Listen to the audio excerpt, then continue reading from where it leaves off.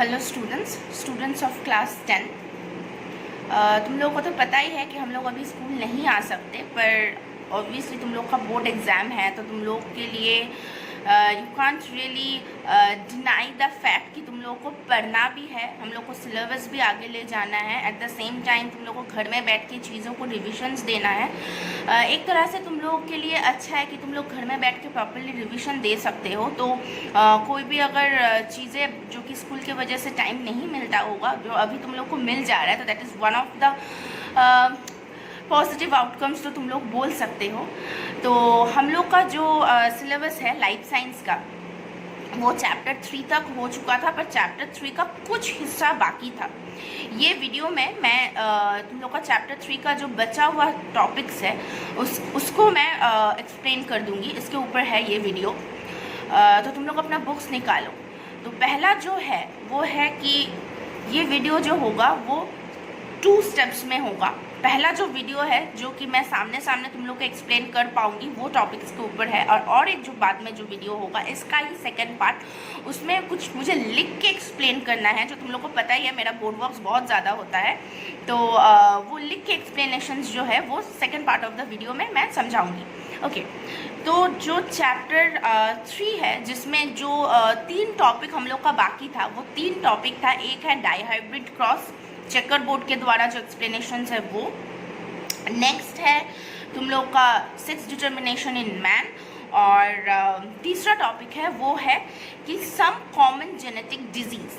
अब जो बात है, तुम लोग को मैं चैप्टर्स एक्सप्लेन करूंगी। तुम लोग का जो काम है वो तुम लोग जानते ही हो कि एक्सरसाइज तुम लोग को सॉल्व करना है। तो वंस तुम लोग का चैप्टर एक्सप्लेन कर दिया जाए, तुम लोग का ये काम होगा कि तुम बुक के पीछे जो एक्सरसाइजेस है वो तुम लोग को सॉल्व करना है, जो तुम लोग को पता ही है। तो जो स्कूल खुलेगा तो वो चैप्टर्स मुझसे चेक करा लेना। ओके, तो अभी फ़िलहाल वीडियो के ऊपर कंसंट्रेट करते हैं, जो कि है कि जो 3 टॉपिक मैंने बोला, पहला तो था कि डाइहाइब्रिड क्रॉस, दूसरा था 6 डिटर्मिनेशन। ये दोनों टॉपिक के लिए मुझे कॉपी में या फिर कोई भी जगह में लिख के एक्सप्लेन करना पड़ेगा तुम लोगों को, इसलिए मैं next part of the video में वो 2 टॉपिक को लेकर डिस्कस करूंगी। अभी जो मैं 1 to 1 डिस्कस कर सकती हूँ वो है सम कॉमन जेनेटिक डिजीज। तो तुम लोग बुक निकालो, पेज नंबर 87। तो पेज नंबर 87 में जो है वो है सम कॉमन जेनेटिक डिजीज। पहला वाला जो कॉमन जेनेटिक डिजीज़ है उसको हम लोग बोलते हैं कलर ब्लाइंडनेस। काफ़ी कॉमन है, तुम लोग नाम सुना होगा इसका।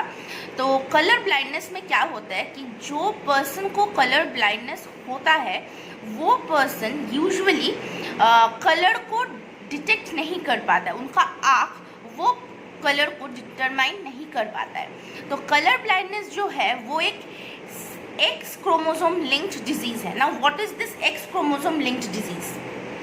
पहला तो है, तुम लोग ये जानते हो कि मेल क्रोमोसोम में 2 क्रोमोसोम होता है जो कि है एक्स एंड वाई, और फीमेल क्रोमोसोम में 2 क्रोमोसोम होता है जो कि है एक्स एक्स। अब कोई डिजीज अगर एक्स लिंक्ड है, मतलब क्या है कि जो एक्स क्रोमोसोम है that is been affected with this particular disease.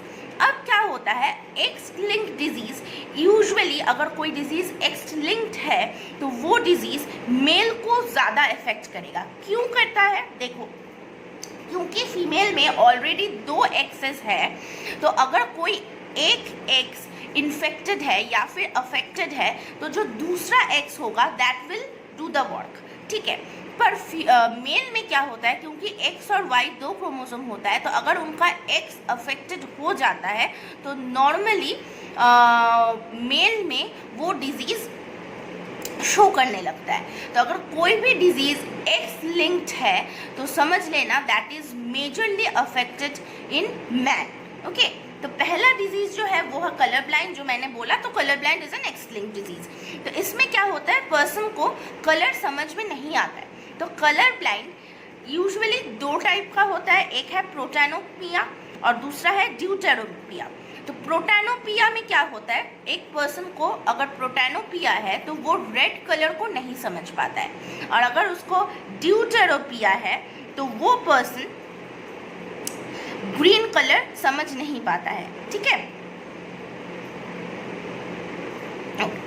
तो नेक्स्ट है, तो कलर ब्लाइंडनेस वेरी सिंपल है कि कलर ब्लाइंडनेस अगर इन जनरल किसी को होता है तो उसको कलर समझ में नहीं आता है। Colour blindness are of two types, protanopia and deuteranopia. Protanopia में रेड कलर समझ में नहीं आता है और ड्यूटेरोपिया में ग्रीन कलर समझ में नहीं आता है। क्लियर। नेक्स्ट हम लोग मूव ऑन करेंगे to the disease haemophilia. Haemophilia में क्या होता है? Haemophilia is the bleeding disorder. इसमें क्या होता है, अगर किसी पर्सन को कट हो जाए तो उसमें क्लॉट करने में काफ़ी टाइम लगता है। यूजुअली तुम लोग को पता है कि हम लोग को अगर कोई वुंड होता है, कोई कट होता है तो वो काफ़ी ऑलमोस्ट 8 मिनट्स के अंदर में एक प्रॉपर क्लॉटिंग हो जाता है। पर अगर कोई पर्सन हीमोफीलिया से अफेक्टेड है तो उनको ब्लड क्लॉटिंग होने में काफ़ी टाइम लग जाता है, शायद ना भी हो। तो देखो, the disorder may be developed due to deficiency of the clotting factor in the affected individual and therefore the individual having hemophilia due to continuous bleeding may die। अब देखो, अगर ब्लड क्लॉट नहीं करेगा और कंटिन्यूअस ब्लीडिंग होता रहा तो it's very natural कि वो पर्सन मर जाएगा। ठीक है।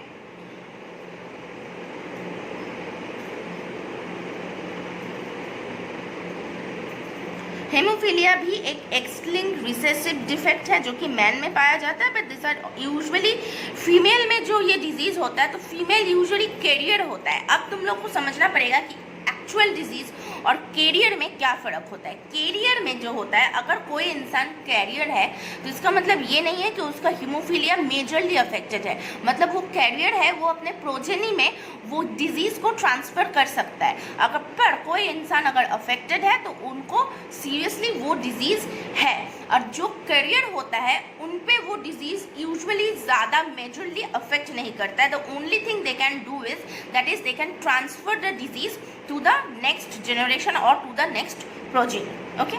नेक्स्ट है हम लोग का thalassemia. Thalassemia is a genetic disease result due to the mutation of the haemoglobin producing gene. अब हीमोग्लोबिन प्रोटीन होता है जो एक स्पेसिफिक जेनेटिक कोडोन द्वारा तैयार होता है।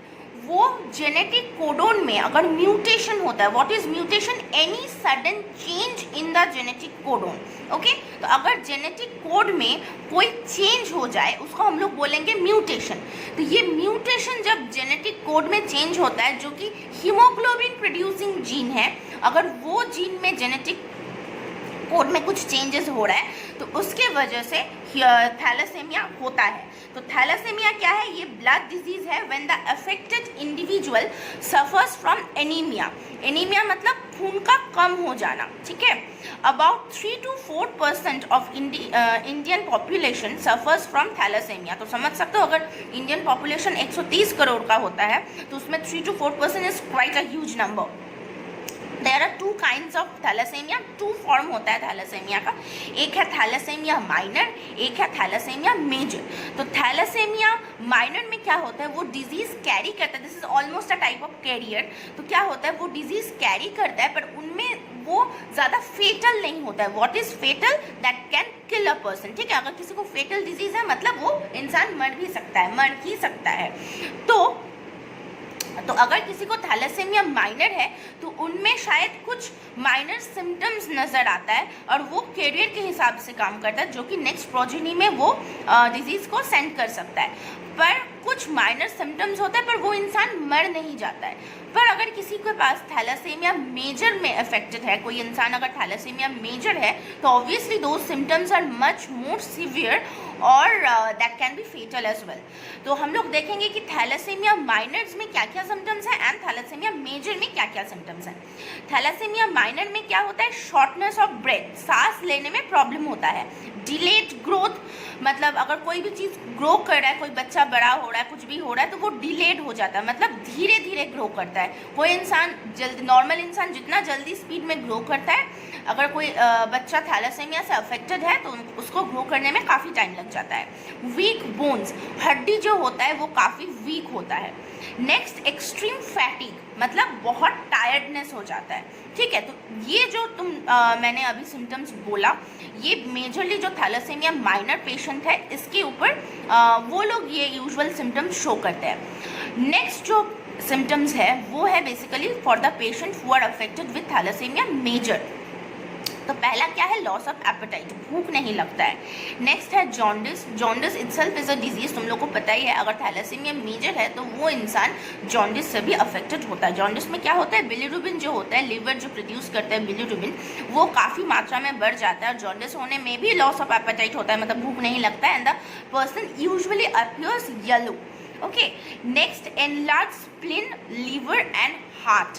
स्प्लीन, लिवर और हार्ट, तीन जो मेजर ऑर्गन है, ये एनलार्ज्ड हो जाता है। एनलार्ज मतलब साइज में बड़ा हो जाता है, थोड़ा फुल जाता है। तो ऑब्वियसली अगर कोई ऑर्गन उसका ओरिजिनल साइज से बड़ा हो जा रहा है, एनलार्ज्ड हो रहा है, तो उसका फंक्शंस में भी डिटोरिएशंस, डिफिशिएंसी आएगा। Okay, next is similar weak bones, हड्डी वीक हो जाता है। उसके बाद है सीवियर एनीमिया। तो एनीमिया क्या होता है, खून का कमी, द पर्सन स्टार्ट्स अपीयरिंग पेल। ठीक है, मतलब हम लोग के शरीर के अंदर ब्लड है, इसीलिए हम लोग का एक प्रॉपर कम्प्लेक्शन होता है जो तुम लोग देख पाते हो।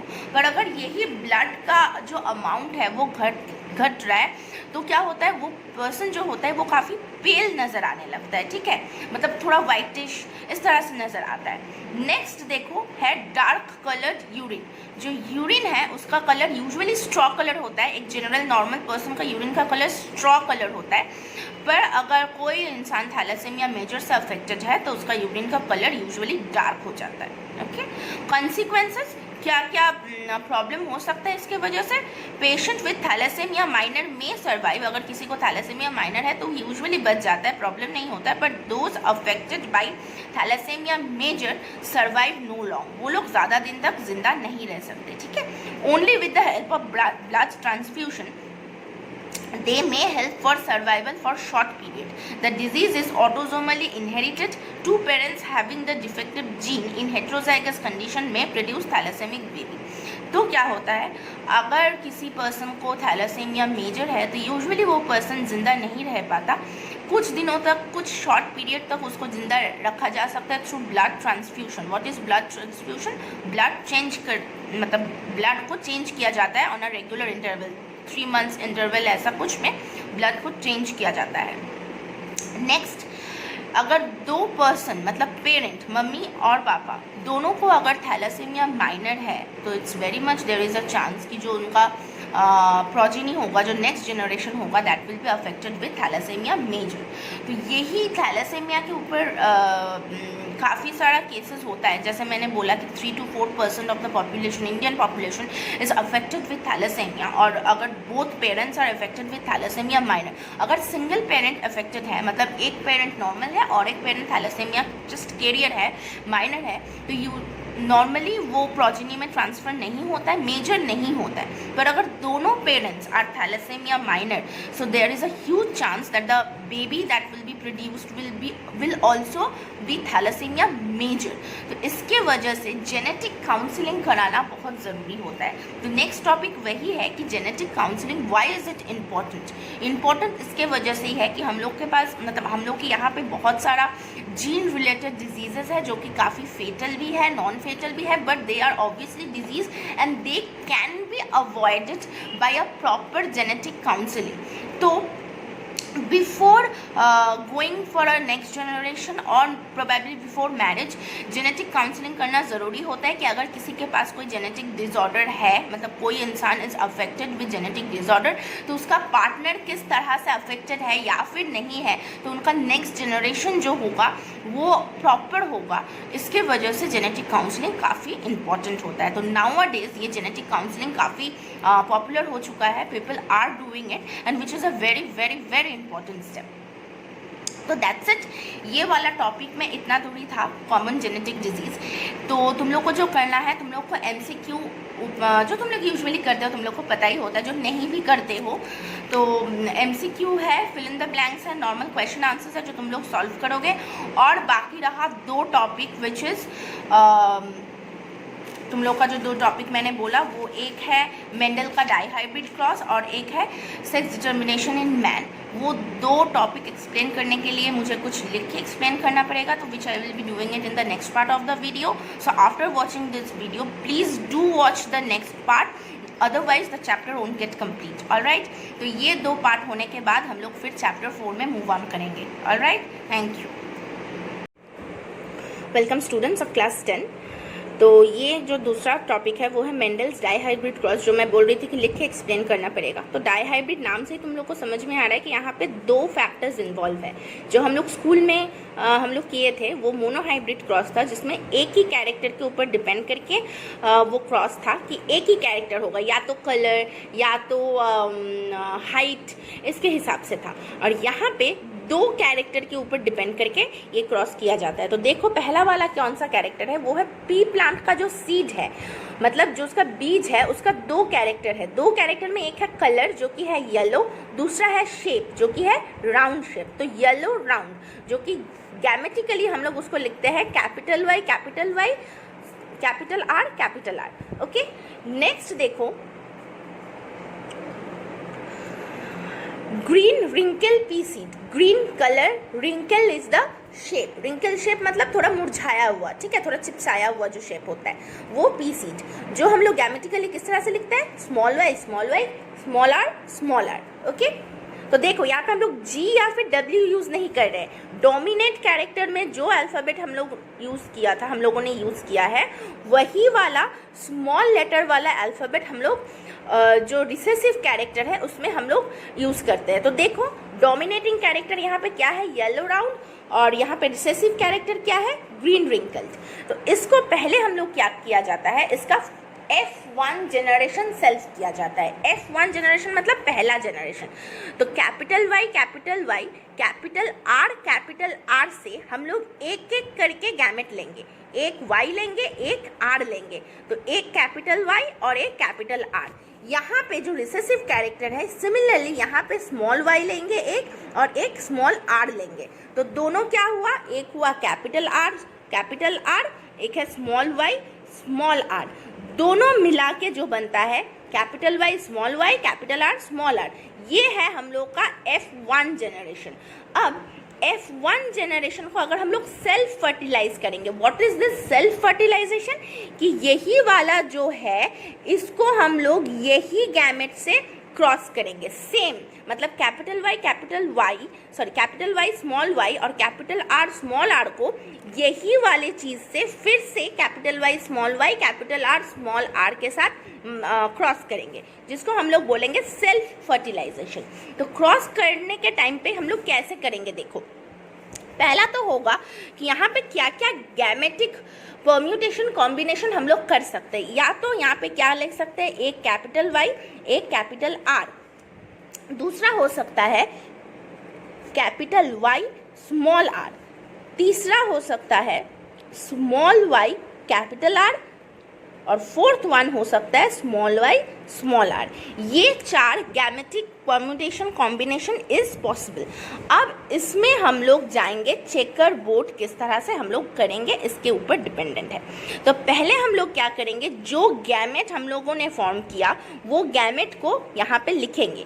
किस तरह से, फॉलो।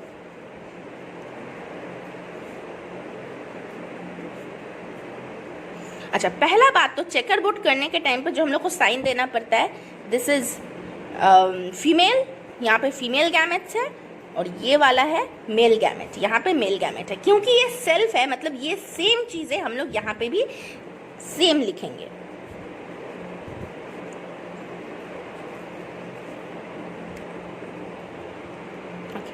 फिर हम लोग इसको क्रॉस करेंगे। यहाँ पे जो है सिमिलर चीज लिखेंगे। यहाँ पे भी कैपिटल वाई है, यहाँ पे भी कैपिटल वाई है, capital Y capital R. Similarly सारा करेंगे, capital Y capital R small R. यहाँ पे है capital Y small Y capital R capital Y small Y capital R small R. इस तरह से बाकी सारा हम लोग करेंगे।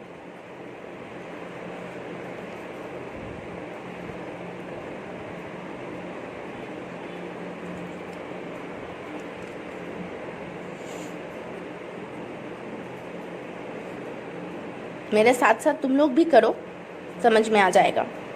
Capital Y small Y capital R capital Y small Y capital R small R, small Y capital R small Y capital R small R, capital Y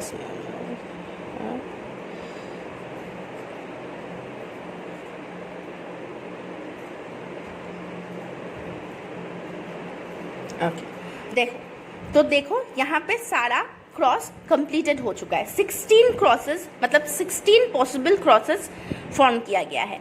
अब यहाँ पे तुम लोग जो देख के तुम लोग को समझना पड़ेगा वो है कि अगर किसी के पास कैपिटल वाई और कैपिटल आर है तो वो ऑब्वियसली येलो राउंड होगा, और ये वाला जो है जहाँ पे स्मॉल वाई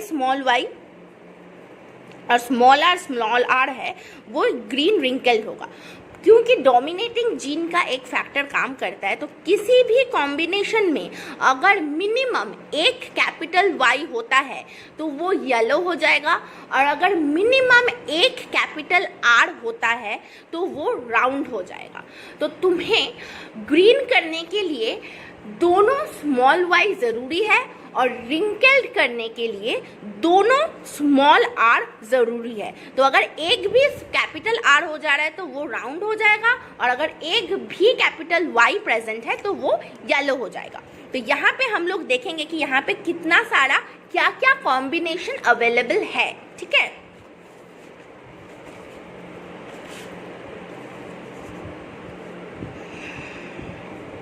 देखो तो यहाँ पे जो है कितना सारा येलो राउंड है। तो देखो येलो हम लोग पहले जो देखेंगे वो जो है वो है फिनोटिपिक रेशियो। दो टाइप का रेशियो है जो मैंने पहले दिन ही एक्सप्लेन किया था, वो है जेनोटिपिक रेशियो और दूसरा है फिनोटिपिक रेशियो। तो पहले कंफ्यूजन को घटाने के लिए हम लोग जो करेंगे वो है फिनोटिपिक रेशियो। तो फिनोटिपिक रेशियो में क्या होता है कि यहाँ पे कितना सारा येलो कलर है और राउंड का है, मतलब यहाँ पे कितना सारा ऐसा कॉम्बिनेशन है जो कि येलो कलर है और राउंड शेप है। तो हम लोग गिनेंगे, देखो 1 2 3 4 5 6 7 8 9। तो यहाँ पे टोटल 9 है जो कि येलो राउंड है। नेक्स्ट इज येलो है पर रिंकल्ड है। तो इसके लिए हम लोग को क्या फाइंड करना पड़ेगा, मिनिमम एक कैपिटल वाई और दोनों जो आर होगा वो स्मॉल आर होगा। तो देखते हैं येलो और रिंकल्ड कितना है। तो ये वाला यहाँ पे देखो दोनों स्मॉल आर है पर दो कैपिटल वाई है, तो ये होगा एक येलो रिंकल। तो ये है yellow wrinkle 1, yellow wrinkle 2 and yellow wrinkle 3। Okay, तो 3 है येलो रिंकल्ड। नेक्स्ट हम लोग देखेंगे ग्रीन पर राउंड, मतलब है ग्रीन कलर पर शेप है राउंड। इसके लिए हम लोग को क्या फाइंड करना पड़ेगा, 2 स्मॉल वाई और मिनिमम एक कैपिटल आर। या तो 2 कैपिटल आर हो सकता है, कोई प्रॉब्लम नहीं है, पर मिनिमम एक कैपिटल आर चाहिए और दोनों स्मॉल वाई चाहिए। तो हम लोग देखेंगे यहाँ पे कितना है, दोनों स्मॉल वाई देखो, एक this is green wrinkle, 2 green wrinkle और 3 ग्रीन रिंकल। तो similar green round, very sorry, green round 1, green round 2, green round 3। तो ग्रीन कलर के लिए दोनों वाई मुझे स्मॉल चाहिए और मिनिमम एक आर, एटलीस्ट मिनिमम एक आर मुझे कैपिटल चाहिए। तो यहाँ पे 2 आर कैपिटल है तो obviously that is a round shape. यहाँ पे एक आर कैपिटल है तो 2 राउंड शेप है, यहाँ पे भी एक आर कैपिटल है तो ये भी राउंड शेप है। पर क्योंकि वाई स्मॉल है दोनों तो ये ग्रीन कलर है। तो ग्रीन राउंड कितना सारा है, 1 2 and 3। Next will be green और रिंकल्ड, जिसके लिए मुझे येलो मतलब वाई भी स्मॉल लेटर चाहिए दोनों और आर भी स्मॉल लेटर चाहिए दोनों, जो कि सिर्फ ये वाला कॉम्बिनेशन में ही मौजूद है। सिर्फ एक ही ऐसा फीचर है जहाँ पे 2 वाई स्मॉल है और 2 आर भी स्मॉल है, तो 1। तो यहाँ पे हम लोग देख सकते हैं। तो फिनोटाइपिक रेशियो क्या आ रहा है, 9:3:3:1। तो ये है मेंडल डाइहाइब्रिड क्रॉस का फिनोटाइपिक रेशियो, ठीक है। तो जितना डाइहाइब्रिड क्रॉस होता है इन जनरलाइज्ड सब डाइहाइब्रिड क्रॉस का जो फिनोटाइपिक रेशियो होता है वो 9:3:3:1 ही होता है। Next come to the genotypic ratio. Genotypic ratio is याद करने में इज वेरी हार्ड। तुम लोग फिनोटाइपिक रेशियो याद कर सकते हो, जो कि MCQ में बहुत आता है ये वाला क्वेश्चन, तो this is very very important. पर जीनोटाइपिक रेशियो हम लोग कभी याद नहीं कर पाएंगे, that is a very hard thing to do. Genotypic ratio में क्या करना पड़ता है कि कितना सारा पॉसिबल कॉम्बिनेशन है, कि कैपिटल वाई स्मॉल आर कितना है, मतलब कितना पॉसिबल कॉम्बिनेशन यहाँ पे है। देखो ये एक टाइप का कॉम्बिनेशन है जो कि कैपिटल वाई कैपिटल आर है, तो ये वाला जो कॉम्बिनेशन है वो एक ही है, तो इसको हम लोग एक ही लिखेंगे। उसके बाद देखेंगे कि कैपिटल वाई मतलब दोनों कैपिटल वाई है पर आर एक छोटा है और एक बड़ा है, इस तरह का कितना सारा है। तो इस तरह से ये एक है जहाँ पे दोनों कैपिटल वाई है, और है यहाँ पे है जहाँ पे दोनों कैपिटल वाई है 1 2, और है और नहीं है 2 ही है। नेक्स्ट हम लोग देखेंगे कि कैपिटल आर कितना सारा है, पर y एक छोटा एक बड़ा हो सकता है। तो यहाँ पे देखो एक कैपिटल आर है, y एक छोटा एक बड़ा है, और 2 कैपिटल आर यहाँ पे भी है, ठीक है, y छोटा एक बड़ा है, और नहीं है कि y छोटा और एक बड़ा और 2 कैपिटल आर यहीं पे है, तो 2 combination is only possible. Next हम लोग देखेंगे कि एक छोटा y एक बड़ा y और एक बड़ा आर और एक छोटा आर, तो यहाँ पे कितना सारा वो पॉसिबल कॉम्बिनेशन है, चलो देखते हैं।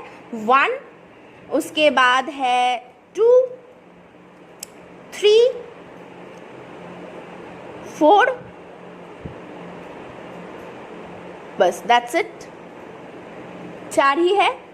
1 सॉरी ये वाला नहीं है, ये वाला wait I am confusing, capital Y और स्मॉल वाई, तो 1, उसके बाद है देखो 2, उसके बाद है 3, उसके बाद है 4, तो ऐसा कॉम्बिनेशन 4 ही है जहाँ पे एक छोटा है एक बड़ा है, ऐसा 4 कॉम्बिनेशन है, तो यहाँ पे लिखेंगे 4। उसके बाद हम लोग जाएंगे जहाँ पे 2 स्मॉल y होगा और कैपिटल R 2 बड़ा होगा, ठीक है, इस तरह का कॉम्बिनेशन यहाँ पे एक ही है जो कि है 1। उसके बाद जाएगा कि 2 स्मॉल r है और y और कैपिटल Y बड़ा छोटा है, उस तरह का कॉम्बिनेशन है यहाँ पे 2, देखो 2। उसके बाद जाएगा 2, हाँ, उसके बाद 2y और मतलब 2 कैपिटल R छोटा होगा, 2 R छोटा होगा और y बड़ा होगा, उस तरह का कॉम्बिनेशन है 1। और एक होगा कि दोनों तुम्हारा जो y और R है वो दोनों छोटा होगा, वो इस तरह का कॉम्बिनेशन 2 है। और लास्ट में कैपिटल स्मॉल y और स्मॉल r वो कॉम्बिनेशन है 1। तो ये है तुम्हारा जीनोटिपिक कॉम्बिनेशन, ठीक है। तो जीनोटिपिक कॉम्बिनेशन में कुछ नहीं है कि कितना वेरिएंट्स ऑफ कॉम्बिनेशन है वो तुम लोग को देख के समझना पड़ेगा, कितना वेरिएशंस ऑफ कॉम्बिनेशन अवेलेबल है वो देख के तुम लोगों को समझना पड़ेगा, ठीक है। ये देख लो, ये देखने में एकदम प्रॉपर होगा तुम लोगों का ये वाला। यहाँ पे देखो capital Y capital R capital Y एक है, उसके बाद कैपिटल वाई और एक बड़ा आर छोटा आर, ऐसा कॉम्बिनेशन 2 है। फिर यहाँ पे देखो एक छोटा वाई एक बड़ा वाई दोनों बड़ा आर, ऐसा कॉम्बिनेशन 2 है। फिर है यहाँ पे देखो कि एक छोटा वाई एक बड़ा वाई एक छोटा आर एक बड़ा आर, ऐसा कॉम्बिनेशन 4 है। फिर देखो दोनों कैपिटल वाई दोनों कैपिटल स्मॉल आर, ऐसा 1 है। फिर देखो एक capital Y small Y 2 small R 2, उसके बाद 2 स्मॉल वाई 2 कैपिटल आर, ऐसा 1 है। फिर दोनों स्मॉल वाई है, एक कैपिटल आर एक स्मॉल आर है 2 है, और यहाँ पे है दोनों मतलब चारों स्मॉल लेटर है, ऐसा कॉम्बिनेशन 1 है। तो ये वाला जो चार्ट है ये प्रॉपरली फॉलो करना, तुम लोग को समझ में आ जाएगा। जो तुम लोग का चेकर बोर्ड है वो देख के ये फॉलो करना, ये प्रॉपरली समझ में आ जाएगा, ओके। तो ये गया तुम्हारा phenotypic and genotypic ratio. Okay, next जो टॉपिक है जो मैंने बोला था कि ये चैप्टर में last topic, that is sex determination in human. This is a very easy topic. अगर तुम लोग को समझ में आ जाता है, this is very easy, when at the same time it is very important as well, because ये बोर्ड एग्जाम्स में ये वाला टॉपिक काफ़ी आता है, या तो शॉर्ट आंसर्स में या तो लॉन्ग आंसर्स में ये टॉपिक काफ़ी आता है। तो this is a star mark explanation या फिर स्टार मार्क टॉपिक। तो देखो यहाँ पे जो होता है, जो मेल होता है उसमें जो जीन है वो है एक्स वाई, जो फीमेल होता है उनमें जो जीन होता है एक्स एक्स। ओके, अगर क्रॉसिंग के दौरान क्या होता है, मेल क्या देगा, अच्छा यहाँ पे देख लो, क्रॉसिंग के दौरान, अच्छा वन मोर थिंग, अगर मैं इसको उल्टा करके लिखूँ तो तुम लोग को समझ में बेटर होगा। तो यहाँ पे हम लोग देखते हैं कि फीमेल पहले लिखते हैं, फीमेल को अगर हम लोग मेल के साथ क्रॉस कराते हैं, don't look at this, female, female क्या है एक्स एक्स और मेल क्या है एक्स वाई। तो जब क्रॉस होता है तो फीमेल क्या दे सकता है, फीमेल एक्स ही दे सकता है, फीमेल और कुछ नहीं दे सकता है। तो यहाँ पे अगर फीमेल एक्स दे रहा है और मेल भी एक्स ही दे रहा है क्रॉसिंग में, तो देयर कम्स एक्स एक्स। तो ये जो फॉर्म होगा this will be a daughter child. ठीक है, अगर फीमेल एज यूजुअल अपना एक्स दे रहा है और मेल एक्स नहीं दे के अपना वाई क्रोमोसोम दे रहा है क्रॉसिंग के टाइम पे, तो the gene that forms is, chromosome that forms is X and Y, जो कि है सन। ठीक है, तो ये है तुम्हारा sex determination. This is easy as water. Female X ही देगा, मेल का या तो एक्स आ सकता है या तो वाई। अगर एक्स आ रहा है तो दोनों एक्स मिलके डॉटर चाइल्ड फॉर्म कर रहा है, और फीमेल एज यूजुअल एक्स ही दे रहा है, और मेल अगर वाई दे रहा है, ये वाई है, this is a Y chromosome, अगर वाई दे रहा है तो ये फॉर्म करेगा एक्स एंड वाई, जो कि हो सकता है जो होगा सन। तो ये देख के तुम लोग को पता चल रहा है कि अगर कोई कपल का सन होता है या तो डॉटर होता है, that is entirely depend on the male chromosome, क्योंकि फीमेल के पास सिर्फ 2 एक्स ही अवेलेबल है। तो whatever the scenario is, a female can only donate it X chromosome, whereas male is the person जिसके पास 2 क्रोमोसोम प्रेजेंट होता है, एक एक्स एक वाई। तो अगर मेल एक्स क्रोमोसोम दे रहा है तो डॉटर हो रहा है, अगर मेल वाई क्रोमोसोम दे रहा है तो सन हो रहा है। तो obviously what ever the gene is getting crossed, I mean कोई भी क्रोमोसोम जो क्रॉस हो रहा है वो किसी के ऊपर डिपेंडेंट नहीं है, everything is a chance cross. तो I won't say that male are directly responsible, obviously not, but on a genetic level, if a child is a son or a daughter, on a genetic level obviously the male chromosome is responsible, not the female. तो ये रहा तुम लोग का sex determination. ये flow chart तुम लोग properly तुम लोग को बुक में दिया हुआ है।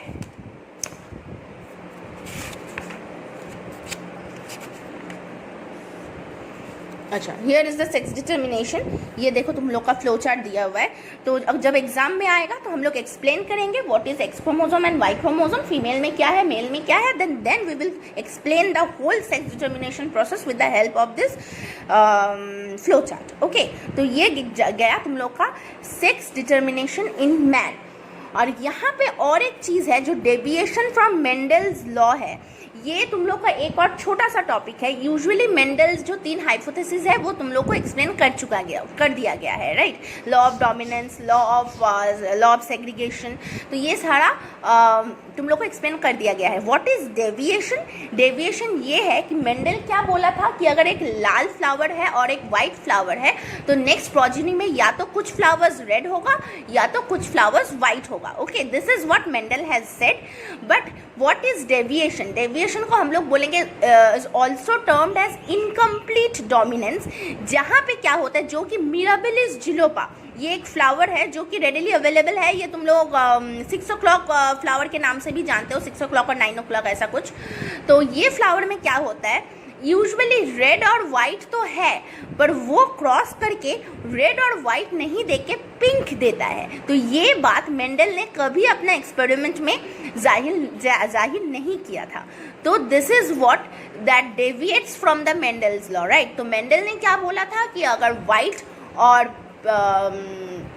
रेड फ्लावर है तो नेक्स्ट जनरेशन में कुछ फ्लावर्स रेड होगा, कुछ फ्लावर्स वाइट होगा, ठीक है।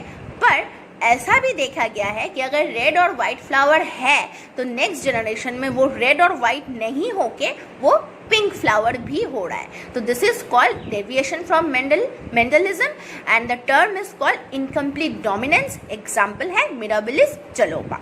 दैट्स इट, ये यही टॉपिक है। तो ओवरऑल हम लोग ने ये चैप्टर का सारा टॉपिक तुम लोग को एक्सप्लेन कर दिया है। तो दिस इज इट। अब तुम लोग का जो काम है वो है एक्सरसाइज सॉल्व करके स्कूल खुलने के बाद वो चेक कराना। Okay, thanks a lot.